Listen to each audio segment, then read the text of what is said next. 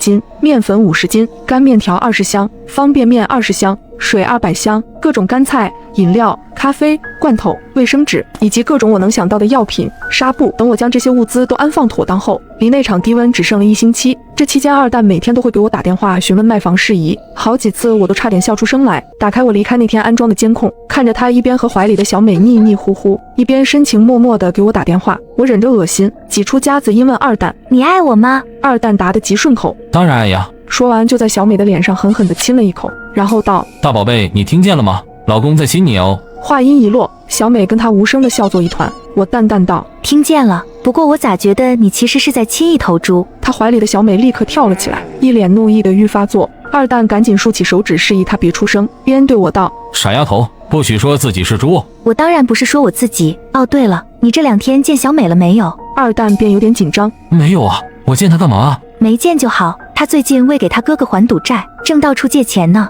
我劝了他几次，他也不听。瞧我走的时候，看到一个女的被一个矮胖的男人搂着进了家酒店，很像他，但是希望不会是他吧。看着监控中二蛋变了脸色，小美的脸上也出现了慌乱。我笑眯眯地挂了电话。小美和我是大学同学，上一世因为我家猫咪总是莫名其妙的受伤，于是我在家里装了监控，可还没顾得上告诉二蛋，就被我发现她和小美在我的床上进行不可描述的行为。事后小美催促二蛋抓紧骗我卖房和买保险，她说如果我实在不肯听话，就找机会弄死我，这样她作为我唯一的遗产继承人，我家的几套房子以及财产就都是她的了。我无论如何没有想到，就为了这么点财产，这个我视为亲姐妹的闺蜜居然想要我的命。监控中二蛋已经开始质问，小美则赌咒发誓她绝对没有跟人去开房，并咬定是我污蔑她。我笑眯眯地看着监控中他们吵成一团，我更想知道当二蛋发现自己竟然欠下那么多贷款时，他是什么反应。关掉监控，我又租了5台商用冰柜回来，专门用来储存食物，等低温来临，那室外就是天然的冰库，那时候就算断电我也不怕。最后